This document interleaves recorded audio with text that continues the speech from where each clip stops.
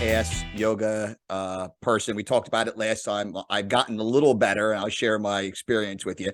But what I'm always interested with you are you were like a beast of an endurance athlete. Well, thank you. I appreciate that. And that is what's insane. And I know Yogi and all that athletic training, all that, but the endurance stuff is just like next level. So last time we spoke, you and I were talking about you did the 7 marathons on 7 continents in 7 days. Correct. What on earth?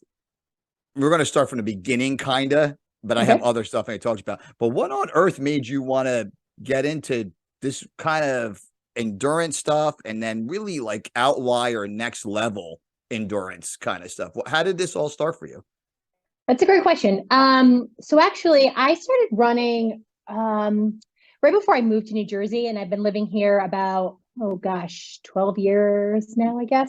I've been living here longer than I was living in Boston, because my husband and I were talking about that the other day. We met in Boston and got married, and we've been living in Jersey longer than there. So now I'm like, we consider ourselves more Jersey people, I guess, versus Cool.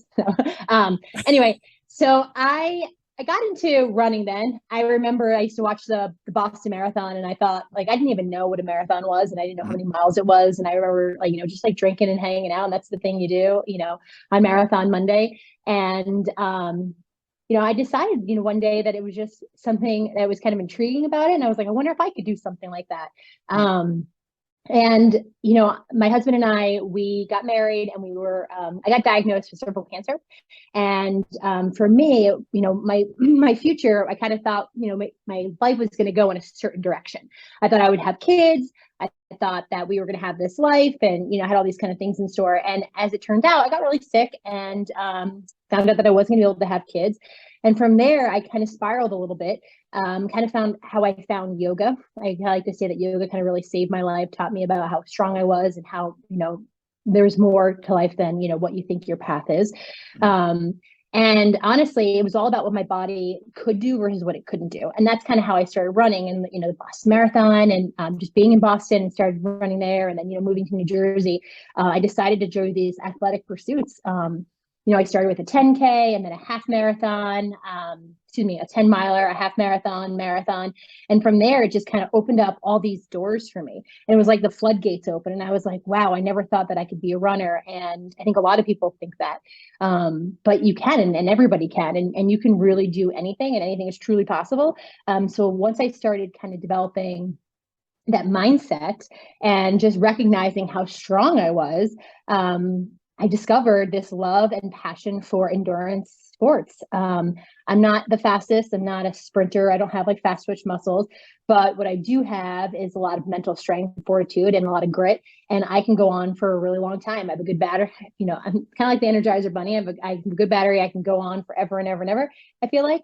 And that's what makes it kind of great for me. And that's kind of why endurance sports has been really kind of a big part of my life right now.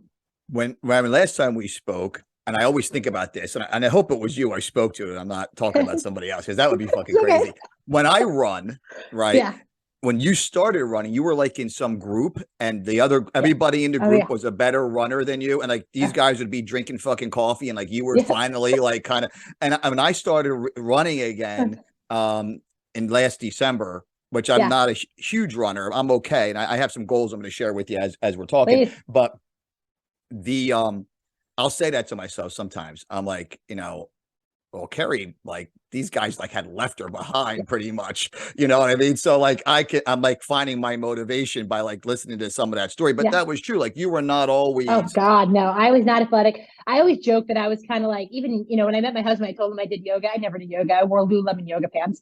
I was the girl. I was the girl in nice. college who, yeah. And he likes to bring that up, because now it's like you own a yoga studio, and now you still wear Lululemon yoga pants, but now you actually do yoga. That's But I was a girl in college that would like put makeup on and go like walk on the treadmill, and I wanted to go pick up dudes in the gym. Like I had no interest in working out. I mean, I played softball as a kid, but I didn't really find sports so much later in life. And it was really that pivotal moment in my life. I guess I was 27. And I just, my life changed, and I just discovered this whole other world. And I feel like, just it's just been an incredible chapter, an incredible journey. So yeah, your story is absolutely correct. That did happen to me. I remember being like the last one. I would cry to hit other slips, like here's the route, and everybody would be done, and I would still be out there. And I was like, damn it, I wanted to give up so many times, but I'm like, I'm gonna get better at this. I could do Yeah. this, and that's yeah.